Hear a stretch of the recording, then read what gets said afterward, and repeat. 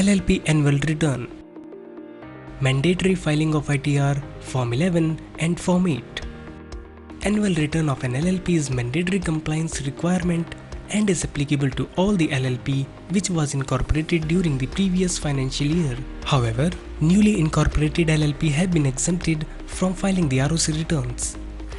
The LLP annual return is the process by which the LLP files its annual report to the ROC and Income Tax Department for the previous year. These are mandatory filing and if not filed have its serious consequences by way of heavy fines and penalty. We have the most competitive packages for newly incorporated limited liability partnership having low turnover, and we guarantee the lowest price in India and willing to match the best quote. Just visit our website www.setindiabiz.com. The books of account or safe financial statement plays a pivotal role to file the ITR and ROC returns. In the coming section, we are discussing every aspect of the annual return of LLP in a systematic manner. Applicability for LLP ROC return or ITR. For newest LLP incorporated in 2019 to 2020 on or after 1st October. Applicable partner DIN KYC, income tax return.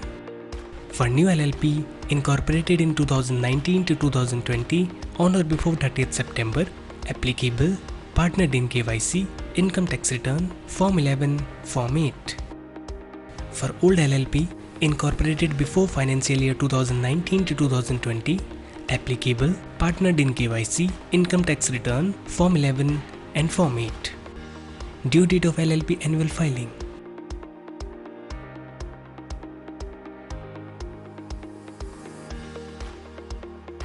Annual filings by the LLP in India. Partner KYC. The Director KYC is mandatory annual filing for all the persons who have been allotted a DIN during the financial year 2019 to 2020 or any earlier period. To put it simply, if ROC approves the DIN on or before 31st March 2020, then the filing of Tier 3 KYC is mandatory. Please note that it is an entirely online process and we are proceeding the orders of DIN within the same day of placing the order for filing the Director's KYC. Form 11 of LLP. Form 11 is an annual return to the ROC every year wherein details of significant changes that took place in the LLP are reported to the ROC. It is mandatory even if there is no business transaction and is applicable equally to all LLP irrespective of its turnover or activities. The details of the designated partners and partners are filed as an attachment to Form 11. If not filed, it will cost you ₹100 for each day of delay. ITR of LLP. The LLP is a taxable person and filing of ITR is essential during the year 2020 to 2021 if the LLP existed even for one day in fiscal year 2019 to 2020. The first step is to finalize your books of account and prepare the financial statement of your LLP. After that, we have the compute tax payable and pay the self-assessment tax. Finally, the ITR is filed with the DSC or partner of the LLP. Remember to file ITR before the due date. Form 8 of LLP. Form 8 is a statement of accounts and solvency by the LLP. It is a declaration by the LLP to the ROC that the financial position of the LLP is sound and that is capable to paying its liabilities or debts. The key particulars of the financial statement of the LLP is submitted to the ROC through the filing of Form 8. Therefore, it is necessary to prepare the financial report before you start filing the Form 8 to the ROC. Step-wise process for LLP annual filing. 1. Check if ROC returns are applicable or only ITR needs to be filed. The annual filing is an activity involving ROC as well as income tax returns.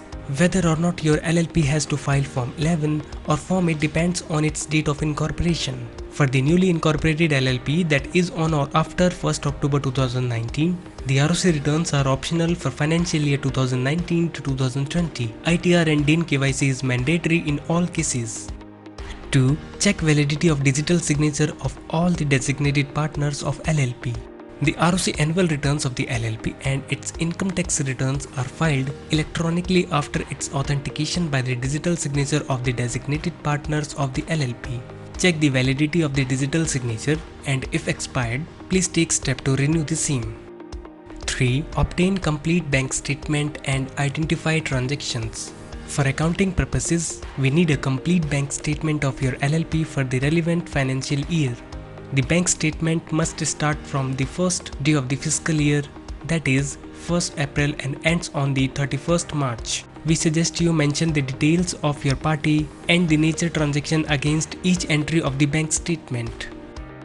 4. Reconcile your books and confirm balance from parties. Now accumulate all the invoices raised and bills of expenses. Please note, we follow the accrual accounting system, hence include all the invoices or statement even if the same is unpaid. Further, reconcile with GST and TDS returns. Ask for ledger from significant parties and reconcile the balance as on 31st March for accuracy of financial statement.